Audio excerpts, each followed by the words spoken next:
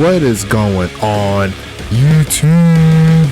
It's your boy Stacks here again, here for another one. Let's go ahead and get into it. We got the games rolling once again. We are catching up week 13 here in the United Sim Football Association. As Charlotte, they have a chance to secure the #1 seed in the East. They already have their playoff spot marked, so this is where they could pretty much solidify the fact that they will be the #1 seed here in the East, while we got Toronto coming up on the other side. They actually just got eliminated with what happened in the previous week, so they're playing for bragging rights. They're trying to play spoiler. They're trying to get their win count as big as they can, and it's going to be a fun ride here in this one. I'm hit the play game button. Let's go ahead and get into it. But best of luck once again to both of these teams, and best of luck to the rest of the teams that still have to play. We'll see where everything shakes up in a little bit. I'll talk to you in a while. Let the game rumble. Toronto, you're on the board.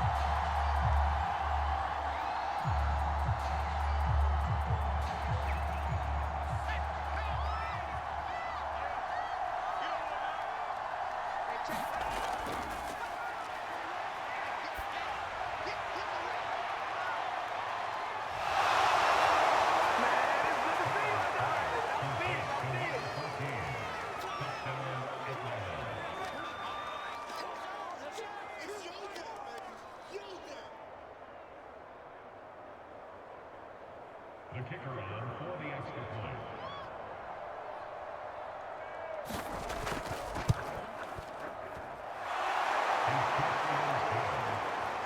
Makes the score Falcons 10, Panthers nothing.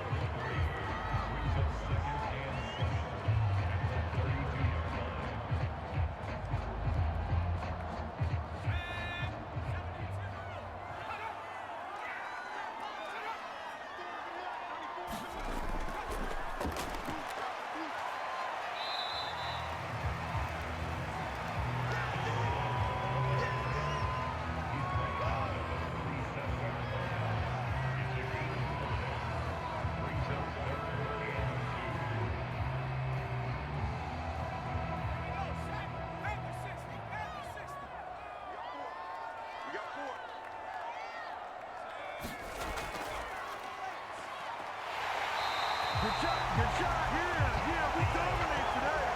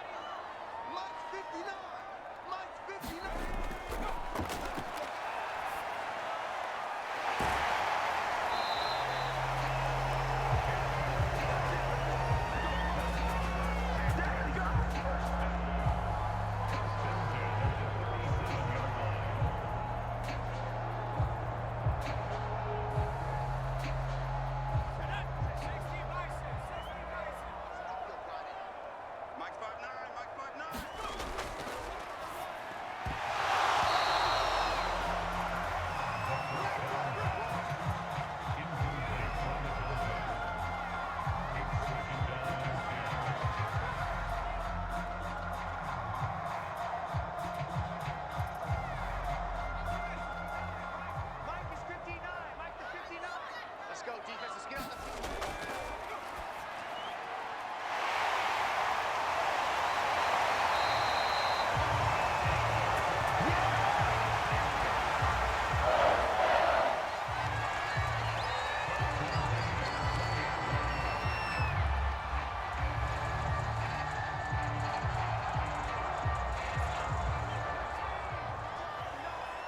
Get the ball.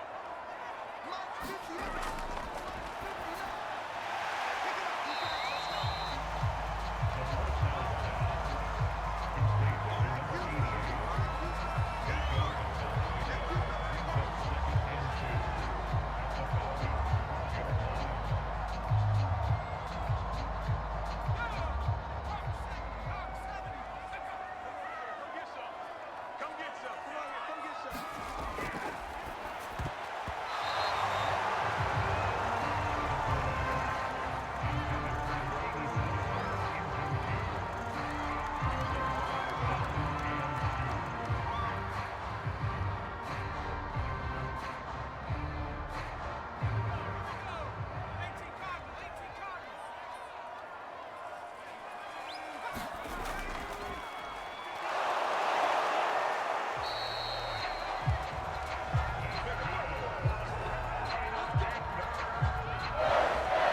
Man, I seen that play a couple of times.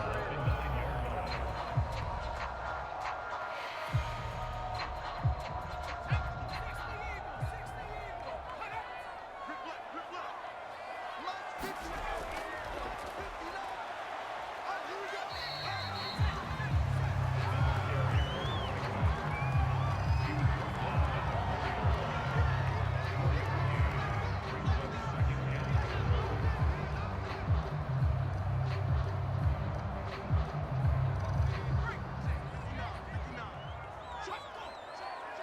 Mike 5'9".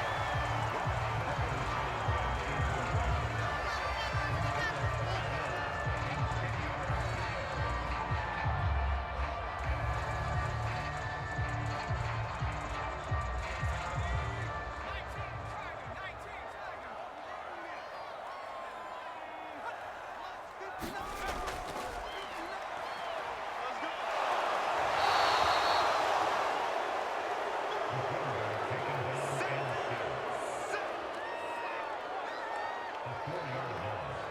It's 4th down.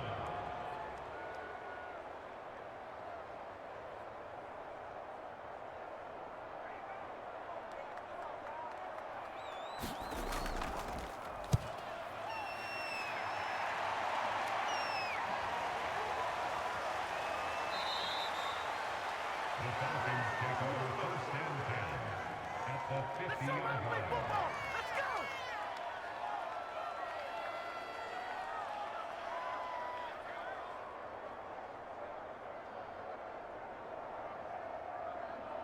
Set up! 60 Bison! 60 Bison!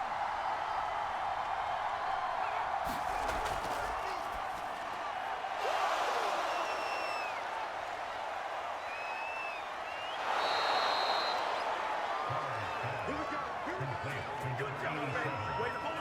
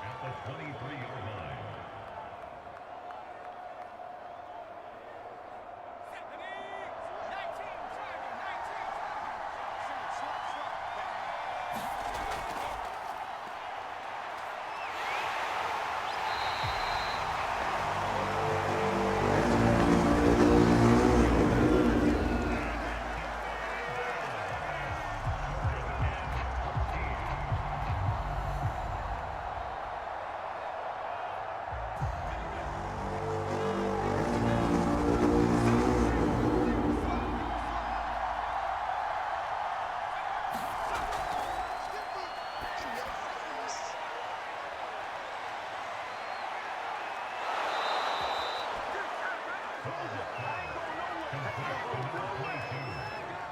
A gain of 41 yards. And the Falcons first down.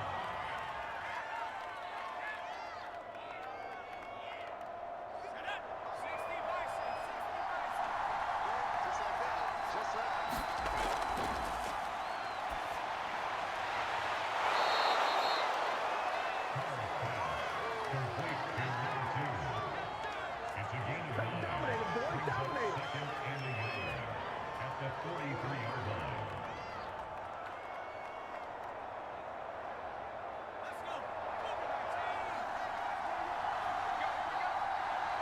Hey, check back 21.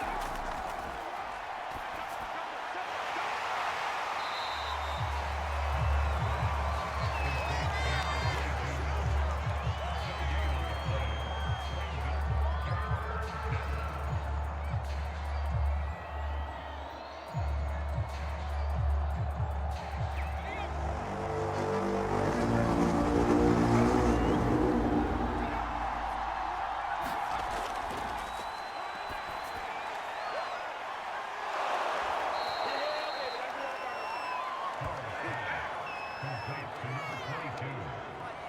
A 5-yard gain on the play. Touchdown, Falcons. They don't want none.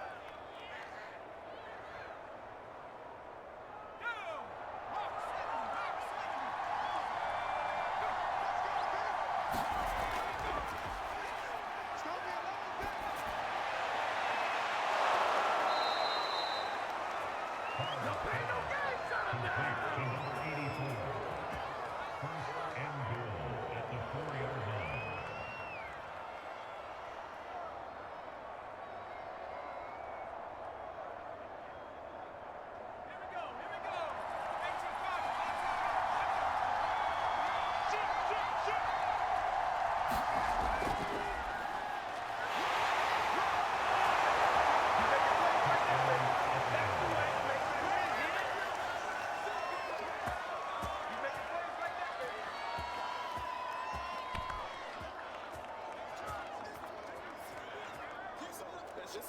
The kicker on for the extra point.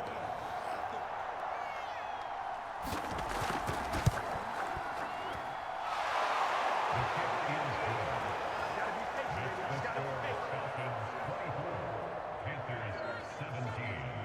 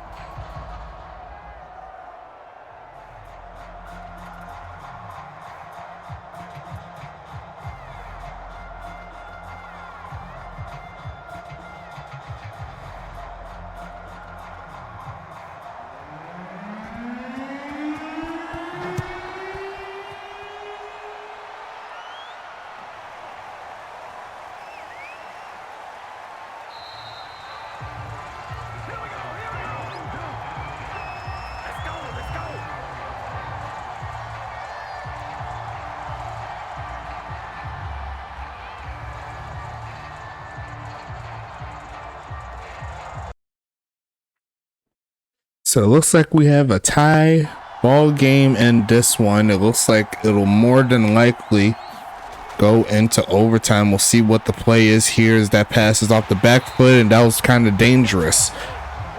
But that's going to make it 2nd and 10 coming up. Toronto and Charlotte playing the fun game in this ball game. Charlotte came through with the big clutch play from Hank Falco to Kai Coco over the top. So that's definitely going to help his numbers for sure. But now they need to bring home the W's to do a 360 no scope. And now he's going to launch it deep, and he's going to barely overthrow Darren Eliason, who had the step. And that could have been the answer that Toronto needed to potentially get in field goal range, maybe even get the W, because I believe he had a step on the strong safety Kenny Bombard that was in the same area. 3rd down and 10 coming up, looking for a man to throw to, takes off to run and throws that one away as he was getting ready to get sacked. So Charlotte is going to get the football back, and they have all 3 timeouts. So if they was able to get down the field, they may be able to snipe away a victory before overtime. It would have been, actually it can be potentially one of the better game enders that I've ever seen. But we got to see the return first. Gonna take it past the 30 is Montaigne down to the 36. So 1, maybe 2 plays available here for Charlotte. It's gonna be 1st and 10 coming up.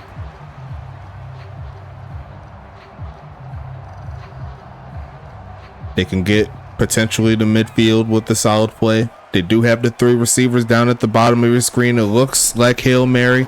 It feels like Hail Mary. And it looks like they're going to launch it and go nowhere with that play. So they're going to go ahead and try one more time.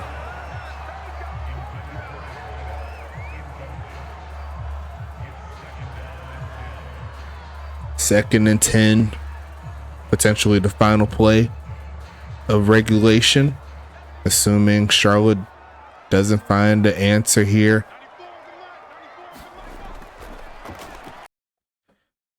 And going to turn up and going to launch this one in the middle of the field now, and almost bouncing to big homie Vic Dotson, but just could not get to it. And now we got to see who will get the ball first to start out overtime. Going to let the coin flip here, and it actually does look like it's going to be Charlotte that is going to take over in this one to start out. A touchdown won the game, and if they can't score, next score will win it. You already know there's no ties in this one, so we're going to stay online for this one as Vic Dotson comes through with the return, a juke move, and he's going to get past the 30. One of the more electrifying kick returners we have in the league. And I'm not just saying that because it's my own personal bias. He just has that move, and if he was able to break that to the outside, he probably could have kept on running. But it does set up Charlotte with some good field position here. Hank Falco looking for the game winner as go ahead and looks for the pass. Looks at Vic Dotson's going to make the jump and catch and gets a short gain. And you see right there, Hank Falco just got through his 51st pass. And I believe at least 1/5 of them, 1/5 of those passes went to Vic. You see right there, 12 catches, 124 yards in this ball game. As it looks like they have Kai Coco in the slot. That presents a lot of crazy mismatches here. We'll see if they actually make it work. They're going to throw it short in another jump pass. This time, actually another jump catch there. This time is Doc Boone making the play. It's 3rd and medium coming up. As the passes here from Falco have been a little high to start this quarter. We shall see how it goes from here. Charlotte needs to get past the 43 to keep the drive alive. And they're going to go ahead and pass a quick pitch and going to be caught by Coco, who's going to fall close to midfield. 1st and 10 coming up as we have another overtime game. You see right here, I believe within the last 2 weeks, we've had at least 2 overtimes. So it's getting a little crazy as Toronto's trying to put some good vibes here to close out the season. Charlotte, they want to secure the #1 seed. They could do it here as they quick pitch it, and it looks like Vic could not hang on through contact. A little bit out of his reach, and a nicely placed hit, trying to get it to the security blanket, but not this time. Toronto's going to stand pat. Second down coming up here. Both of these teams choosing some really good playbooks on the defensive end, so I've seen them do some good plays and some bad plays. We'll see what happens here as they quick pitch it. There goes the backup tight end. Hex Waters getting inside the 35. And now Charlotte is less than 40 yards away from ending this football game. If they could punch it into the end zone. So far, so good here for the home team. 9.5 minutes here in overtime. I hope you threw your fives in the chat. The games keep rolling. It's 1st and 10 again. Looking for a man as Falco turns up off the back foot and finds Coco, who's going to turn up inside the 10. Wide open in the middle of the field, and now it's 8 yards away. Charlotte with the chance to close this one out early in overtime off the back foot. A beautiful pass there to his #1 receiver, who also has 10 plus catches in this ball game. So what is going to happen here? Going to pass it, looking for a man, look midfield and caught, and there goes the touchdown right there. Doc Boone is going to seal it, and that is going to be the end of this one. All it takes is one drive, and Charlotte gets the job done in overtime. A great game all the way through, and you gotta love to see it, man. This is what the great games of the USFA could do for you. So if you have not got into the league, make sure you do so. You see right there all the stats in front of you. Charlotte had the ball well over 31 minutes, so definitely an interesting ball game for sure. You see the stats here from Hank Falco: 39 for 57, 474, 4 touchdowns, threw an interception, but just overall immaculate play here from Hank Falco, just doing his thug thizzle. Jim Carr on the other side did a very decent job as well, throwing over 60%, 19 for 30, 287, 1 touchdown, no interceptions. Both of them had at least one pass for 50 yards or more, so you love to see it. Running wise, looks like Wilson and Boone were pretty even, but gotta give the W to Doc Boone in regards to yards. He went 12 for 50, but Austin Wilson, he got the touchdown. So which one is better? Would you take less yards with the touchdowns, or would you take more yards and more effective helping your offense move the ball down the field? So gotta wonder how you choose. Doc Boone is still in the lead in regards to rushing yards, so he's still having himself a great year. Hank Falco joining in, 1 for 9. Longest carry of the day goes to Doc Boone. You see, not that many rushes. There was a lot of passes in this ball game, with it being so close all the way through. So just keep that in mind. Receiving wise, we'll start with Charlotte.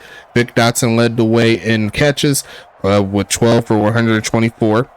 Kai Coco, though, he had 10 catches for 202 and 1 touchdown. Doc Boone, 7 for 56 and had the game winner right in the middle of the field. Great job from him. Hex Waters with big catches all game long, 4 for 38. MJ Witten, 3 for 20 and a touchdown. Tomlin Clementine, 3 for 34 and a touchdown. Drop wise, Vic Dotson, MJ Witten, and Kai Coco each had 1 drop. And the longest reception of the day goes to Kai Coco with the 53-yarder for the score that ended up getting the teams into overtime. So shout out to the big homie Coco with the great game. Austin Wilson, 5 for 49. Phoenix Jones, 4 for 51. Dusty Rooks, 4 for 56. Darren Eliason had a big touchdown earlier, 3 for 72 and a touchdown. Braxton McFadden, 2 for 11. Spike Tillman didn't get a touchdown, but he did have a great gain of 48 yards. Phoenix Jones Jr., he was actually in the receiving side. I don't know how he did it, but he did get a drop. I don't know how he did it, but he did it. And it was Darren Eliason there with the 54-yard touchdown that gave him the biggest gain for the receivers here for Toronto. Looking at the defense, as expected, I already knew this was going to happen before it even happened. Yogi Barr leads the way in tackles with 11. Just a specimen at the linebacker core. I love seeing him play. Tomlin Juicer had 10, so great job there from the veteran safety. Thor Brown with 9. Mitchell Lott with 8. Phoenix Jones Jr. with 7 tackles on the game. Great job. I believe that is a high for him, game high for him. So great job. Lawrence Sands with 6. Lee Flowers with 4. Tyler O'Steele with 3. Dexter Hall with 3. Kevin Uribe with 2. And Aiden Keown and Andre Krim each get a tackle apiece. Mitchell Lott, the only tackle for loss here for Toronto. Dexter Hall and Lee Flowers each get a sack on Falco. Interceptions, looks like there was one by Mitchell Lott for 7 yards. And looks like pass deflections. There's Lawrence Sands and Mitchell Lott there with 2. Brown, Juicer, and Yogi there with 1. No forced fumbles or anything like that here for Toronto. Going to the other side, the leading tackler will be Lakota Sentawakua with 8. Shane Knox with a great game from the left end. He got 7. Pac Drescott with 6. Chris Sheen with 6. Caitlin Montaigne with 6. Kenny Bombard with 4. Tyree Wells with 3. Cliff Allen with 3. Ricardo Lopez with 2. Vic Dotson gets 1 tackle. Bryce Stearns gets a tackle. MJ Witten gets a tackle. Aaron Jacobson only gets 1 tackle. And that's all the users right there. Lakota gets 2 tackles for loss. Shane Knox and Kenny Bombard each get 1. Shane Knox there leading the way in sacks, leading the game in sacks with 2. Cliff Allen, Pac Drescott each get 1 sack, and then Bryce Stearns and Tyree Wells split a sack, so they go get a half sack on the game. Can't be mad at it. Looks like MJ Witten and Caitlin Montaigne each had pass deflections here for Charlotte. No other defensive stats to talk about here. Kicking wise, both kickers were perfect, and both kickers needed all of their points if their team was to get the win. So can't be mad at that. Looks like both of them had 6 points to contribute to this game, so very even there. But David Washington did have the longer kick of the 2, so I'd say he get the W on that. I'm sure you'd agree with me. Punting wise, looks like David Washington punted more and averaged more, so I'd say David Washington outplayed Jake Parkey just in this ball game, but not by too much. It was pretty much even. Jake Parkey was right behind him with the 44.5 set on the punt. So, and at the same time, it's not necessarily his fault. Just needs to get more coffin corner punts up in there. You see right there, David had 2 to Jake Parkey's 1. So I'm thinking that gave him the edge there. Kick return wise, Vic Dotson averaged 27 even on this one. Aiden Keown averaged 22, so Vic Dotson won this battle here. And the punt return wise, looks like Caleb Montaigne had more punt returns and still averaged more, so got to give the W there to Caitlin over Aiden Keown, who only averaged 6.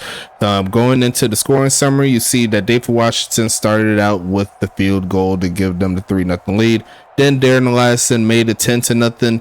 MJ Witten finally got his first score of the game, well, his only score of the game to get Charlotte on the board. Then Tom Clementine comes through with the touchdown pass for a 12-yarder. Then Toronto finally scores a touchdown here, the first time they scored any points since the second quarter for the touchdown pass. So yes, they finally get in there. Then Charlotte knocks a field to go through. Then Austin Wilson gets his second touchdown there to try to get the lead, and they do just that. It was 24-17. Then Kai Koko came through with the big touchdown right before regulation, right over the top of the cornerback. He makes it happen, and then he gets the tie ball game. Then we go into overtime. Charlotte took over, and all they needed was one drive to make things happen, and they got the job done. So we'll go ahead and wrap this one up here. We'll go ahead and move towards the next game. The plan is to have this game here that you see, New Jersey at Dallas. New Jersey, they need this win so they can stay pace with the big homies at Pittsburgh. They're currently in the number 3 seed. So if New Jersey wins and Pittsburgh loses later on in this week, New Jersey is going to have their first playoff trip here within the USFA in their first season. So it's going to be interesting to see.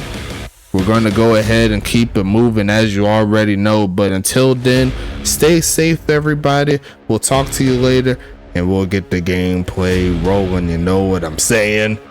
Let's get to it.